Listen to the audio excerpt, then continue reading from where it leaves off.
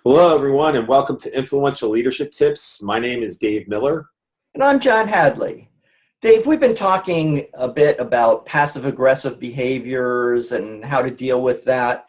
And something that I've been thinking about is commitment, showing leadership through commitment. I think it's closely related. I think back to a long time ago when I first became a consultant, and I was on a committee. It was an educational foundation. I was one of the founding trustees. And I felt very committed to the mission. I was a very active participant. And then I took on this consulting assignment, and it made it a lot more difficult to juggle. And, I went through a lot of guilt about, am I providing the commitment here anymore? Do I really want to do that? And what I realized was I needed to commit one way or the other.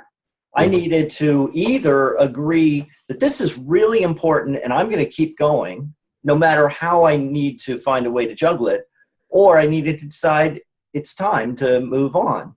And that gave me a lot of clarity. And so I finally realized I couldn't give it the level of commitment that I really wanted to be effective. And I went to the chair and said, look, my term isn't up for another 9 months, but I cannot give this the level of commitment I need to be effective. And I leave it up to you. If I am happy to turn in my resignation right now, or if you prefer, I can continue as a trustee, but I just have to warn you, I will not be at very many meetings and I will not be making very many contributions to it for the rest of my term. So I leave it up to you. They chose to have me stay as a committee a trustee to keep my name on. I did a little bit of work, but I felt so much better leaving that meeting because I had made a commitment one way or the other. And it wasn't sitting there bothering me anymore about, feeling guilty about not doing enough. And it would have been okay the other way too if I decided I was going to commit to it, because I would have said, okay, then I have to find a way to manage this. But what doesn't work is to say, well, I'm going to stick around. I'm not going to tell anyone what I'm doing, but I'm just going to kind of coast. And people see that you're not participating the way you should. You're not committing to.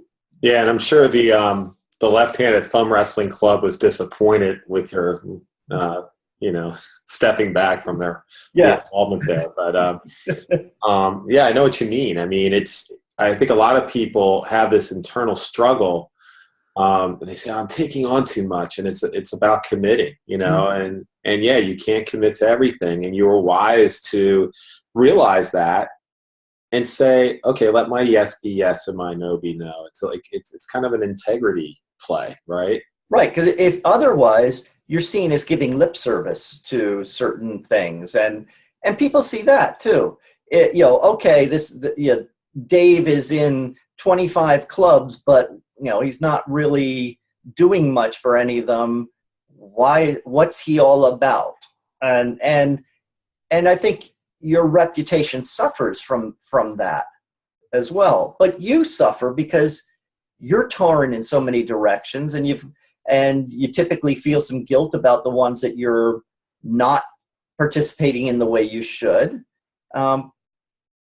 So it hits you from both sides. And I think you're in much better shape when you just say, I am committing one way or the other. Yeah, I mean, you're being honest with yourself, and then you're communicating. I think that's the other piece. Yes. And again, I think this is why you're tying it to passive aggressive behavior, because some people will just fade out. Like you could have just faded out from the thumb wrestling club without talking to them first, and that wouldn't have, then people are kind of imagining like, well, John's not really a guy you can rely on. Absolutely. Where they not only probably appreciated you telling them where you were coming from, but they said, we still want you to stay on. So, and then they understand that there's a limited amount I'll do, and it's okay because they really want that. You know, Helene did the same thing recently with a nonprofit board she was on, that she realized I've reached my limit. I can't do it. And, you know, she hemmed and hawed about the right thing to do for a little bit, but then said, look, okay, I got to go to the chair and tell her I can't commit anymore. And, you know, she turned in a resignation, or again, she gave her the option of whether she's gone right now or, you know, would be gone, you know, at the next meeting or whatever. But yeah, and she felt so much better after she did it. So look around and see what are you taking on? And are you actually committing to the things you're taking on? Because it takes a lot of energy to really do it right. Even as something as simple as calling a meeting. Well, it's not enough to call a meeting, show up, and leave. You've got to figure out what's the agenda. You got to figure out the right people to invite. You got to do a little homework, both before and after, with what were the action points that came out of this, and making sure everyone understands them, or the meeting is not that effective. So look around to all the commitments you're making and say, what can I do to make it, to really commit to the ones that I'm going to do, and really uncommit to the others and communicate it. And when you commit, like when you have like a weekly meeting and you commit, I'll have this by next week. That's another example. Yeah. You know, how many people just say yes because it's easy, and then the meeting comes, oh, I didn't get to it. Right. You have the same issue there. So, and then you start showing everyone that that's okay, because it's acceptable to just show up and not have done it if you have an excuse. But it really shows a lack of commitment.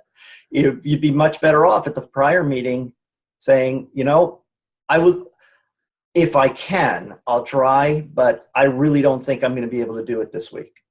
And you make a commitment. Right.